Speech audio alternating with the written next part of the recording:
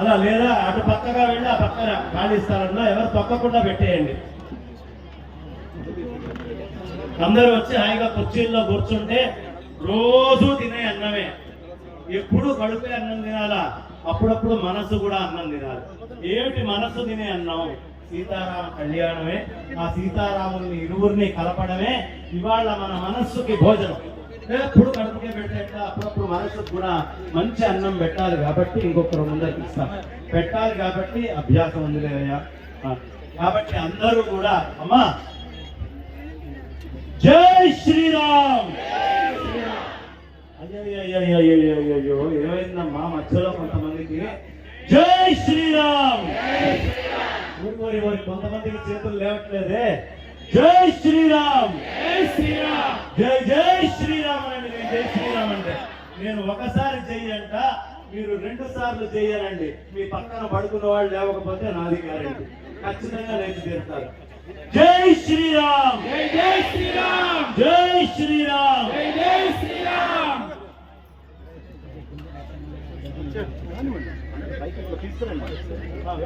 బాబు బాబు బస్తా బాబు బాబు కొన్ని బస్తాల వెనక్కి వేయండి బాబు. ఒక్క నిమిషం. రమాదేవి గారు అలా వేయండి.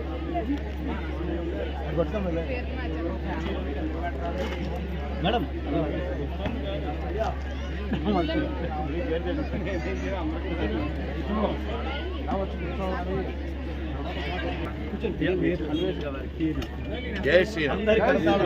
అందరి కళాదారుల మధ్యలో నెహ్రూ గారికి సన్మానం జరుగుతోంది, సాదర స్వాగతం జరుగుతోంది.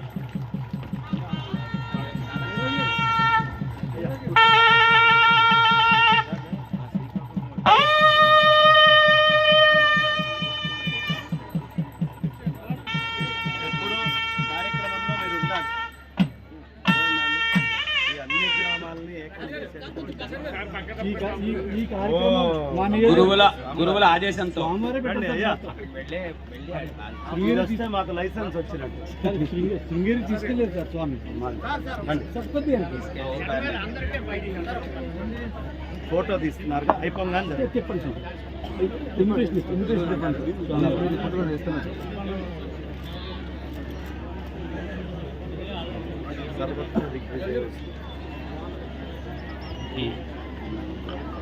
సార్ కొద్దిగా స్వామి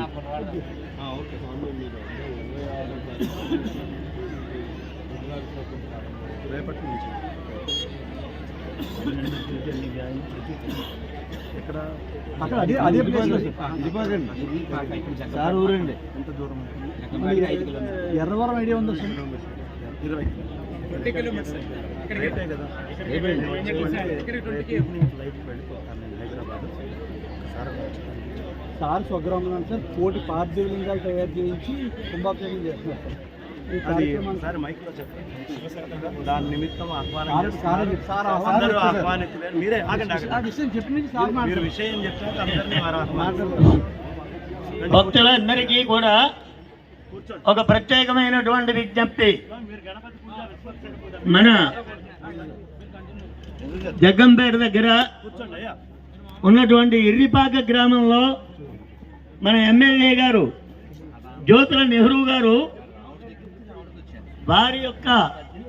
వారి చేత నిర్మించబడినటువంటి భ్రమరాంబ మల్లికార్జున దేవాలయంలో 1 కోటి పార్థివ లింగాలు అంటే పుట్టమట్టితోటి 1 కోటి లింగాలు చేయించారు.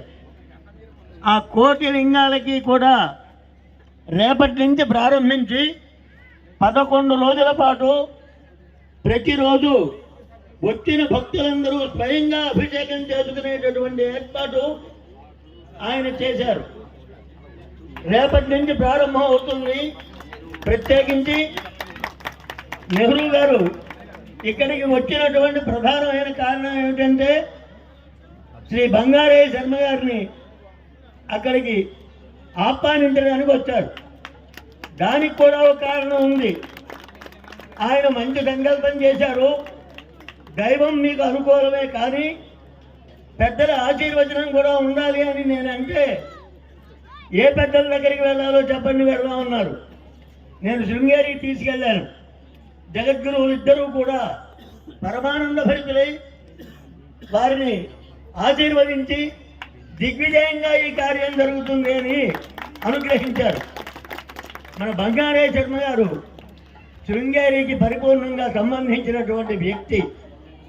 అందుచేత శృంగేరి వారి అనుగ్రహంతో ఈ కార్యక్రమం జరుగుతోంది కాబట్టి శృంగేరికి సంబంధించినటువంటి బంగారే శర్మ గారి యొక్క అనుగ్రహము ఆశీర్వచనము కూడా మనకు ఉండాలి అనే ఉద్దేశంతో నెహ్రూ గారు కేవలము బంగారే శర్మ గారిని ఆహ్వానం చేయడానికి వచ్చారు.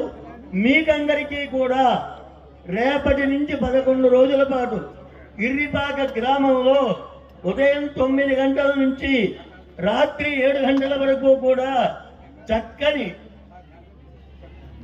ఆధ్యాత్మిక కార్యక్రమాలు జరుగుతున్నాయి. అలాగే అక్కడ 12 జ్యోతిర్లింగాల్ని ప్రతిష్ఠించారు.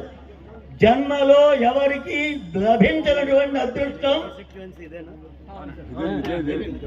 ఒక్కొక్క రోజున ఒక్కొక్క జ్యోతిర్లింగానికి కళ్యాణం చేస్తారు. జ్యోతిర్లింగాలు ఒక్కొక్కటి చూడగలరు, కానీ 12 జ్యోతిర్లింగాల కళ్యాణాలు చూసే అదృష్టం ఇర్రిపాక గ్రామంలో మాత్రమే దక్కుతుంది. సద్వినియోగం చేసుకోండి. అమ్మా, నేను మొదలు పెడితే ముందు ఏం చేయాలి మీరు? గట్టిగా జై శ్రీరామ్. మనము కార్యక్రమం చేసి అబ్బా 25 అయిపోయాక మళ్ళీ మీరు 26వ తారీఖు వస్తే ఇక్కడే ఉండదు. మనకేమో 2 రోజులు దివ్యంగా బ్రహ్మాండంగా కార్యక్రమం అలవాటైపోయి సాయంత్రం అయింది మంచి కార్యక్రమానికి వెళ్దామని మనసు కనిపిస్తుంది. అది కాస్త లోటుగా ఉందే ఎలా అని నేను అనుకున్నా మనస్సులో. అదిగో వెంటనే 26వ తారీఖు కోటి పార్థివ లింగ మహారుద్రాభిషేకంతో మనల్ని ఆహ్వానించడానికి వచ్చారు. సరే, నన్ను ఆహ్వానించారండి. నేను ఒక్కడిని ఎప్పుడు సాధారణంగా ఎక్కడికి వెళ్ళటం ఉండదు. మా గ్రామము, మా ప్రాంతాలు, మా చుట్టుపక్కల అంతా కూడా ఇప్పుడు మేము ఒక కుటుంబంగా ఉంటున్నాము. అవునా కదా? మేమంతా ఒక కుటుంబము. ఎక్కడికి వెళ్ళినా కుటుంబంగానే. ధర్మాన్ని ఎవరెవరు ముందుకు తీసుకొని వెళ్తారు అంటే మనమందరం ఎక్కడుంటామమ్మా? ధర్మపక్షంలో ఉన్నామా లేదా? మనకి రాజకీయ పార్టీతో సంబంధం లేదు.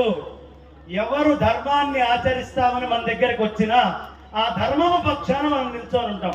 గట్టిగా ఒకసారి మనందరి కరతాళ ధ్వనులతో యోధుల నెహ్రూ గారికి ఈ చప్పట్లన్నీ వారికి మీరు ఇచ్చే ఆశీర్వచనాలు గట్టిగా అని చెబుతూ చక్కగా 26వ తారీఖు నుంచి మళ్ళీ 3 రోజుల పాటు కార్యక్రమం ఉంది. అయితే 7 రోజుల పాటు 7వ తారీఖు 11 రోజుల పాటమ్మా. ఏకాదశ రుద్రులు అంటారు. శివుడు అంటే ఏకాదశ సంఖ్య చాలా ప్రధానమైంది. ఏకాదశ రుద్రులుగా మనం అక్కడ పెట్టుకొని ఒక్క లింగానికి పూజ చేయడమే గొప్ప విషయం అమ్మా.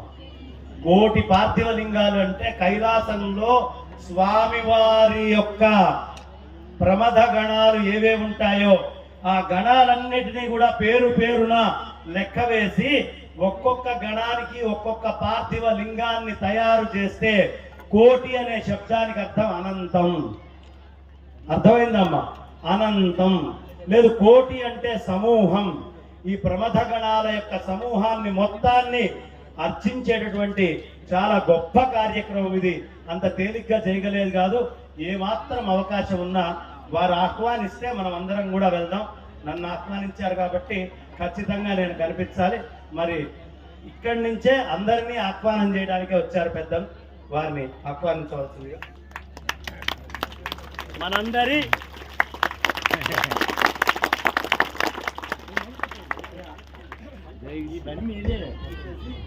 గౌరవనీయులు పెద్దలు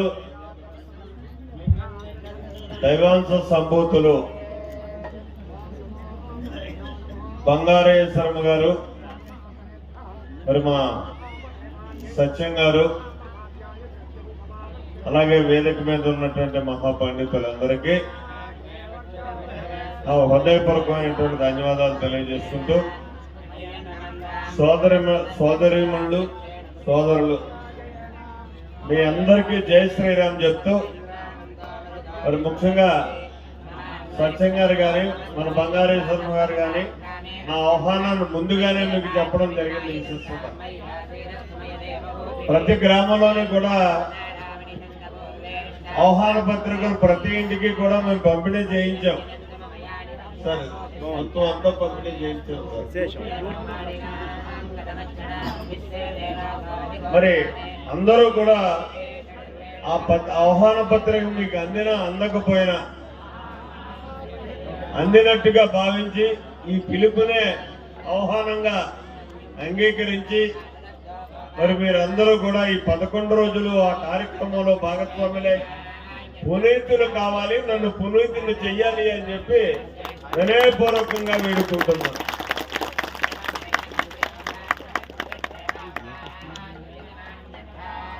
శృంగేరికి బంగారేశ్వరం గారికి తేడా లేదు అనడానికి ఇక్కడ ఒక ఉదాహరణ దొరికింది నాకు. మేము వెళ్ళి నెహ్రూ గారు మేము చిన్నస్వామి శృంగేరి గారి దగ్గరికి వెళ్తే శృంగేరి గారితో ఈయన అన్నారు, ఒక 7 రోజులు చేద్దాం అనుకుంటున్నానండి ఈ కార్యక్రమం అన్నారు. అంటే వెంటనే స్వామి అన్నారు, 7 రోజులు ఏమిటండి, రుద్రుడు 11 రోజులు చేయండి, 7 రోజులు కాదు అన్నారు. ఇప్పుడు బంగారేశ్వరం గారు కూడా అదే మాట అన్నారు. 7 రోజులు 9 రోజులు కాదు, శివుడికి 11 రోజులు. వారిద్దరూ ఒకే ఆధ్యాత్మికతకి సంబంధించిన వారు కాబట్టి వారి మాటలు అలా వచ్చాయి. రేపటి నుంచి అనుకూలం ఉన్నటువంటి భక్తులు, అదృష్టం ఉన్నటువంటి భక్తులు తప్పకుండా ఇరిపాక గ్రామానికి వచ్చి అక్కడ జరిగేటటువంటి ఆ చక్కని ఆధ్యాత్మిక కార్యక్రమంలో పాల్గొనండి. అందరికీ వచ్చిన భక్తులందరికీ అక్కడ ప్రసాద వితరణ ఉంది, అన్ని సౌకర్యం ఉన్నాయి. ఆ ఇరిపాక గ్రామం ఇప్పుడు ద్వాదశ జ్యోతిర్లింగ క్షేత్రం పేరు మారిపోతుంది, ఇంకా తొందరలో పేరు మారిపోతుంది. శుభం భూయాలు. ఇక్కడ ఇరిపాక అనేటటువంటి గ్రామం ఒక మారుమూల ఉంది కాబట్టి 11 రోజులు కూడా ప్రతి గ్రామంలోనే ఒక్కొక్క బస్సు మీ దగ్గర వదిలేస్తాం. అందరూ వచ్చిన వాళ్ళే వచ్చినట్టు కాకుండా దాన్ని 11 రోజులు భాగస్వామ్యమై అందరు గ్రామస్తులు అందరూ కూడా మహిళా సోదరిమణులకే, మగోళ్ళకి కాదు, వాళ్ళందరూ కూడా ఆ బస్సులో రావచ్చు. ట్రావెలింగ్ ఏర్పాటు కూడా చేయడం జరుగుతుంది. మరి దీన్ని వినియోగించుకోవాలని కూడా కోరుకుంటున్నాను.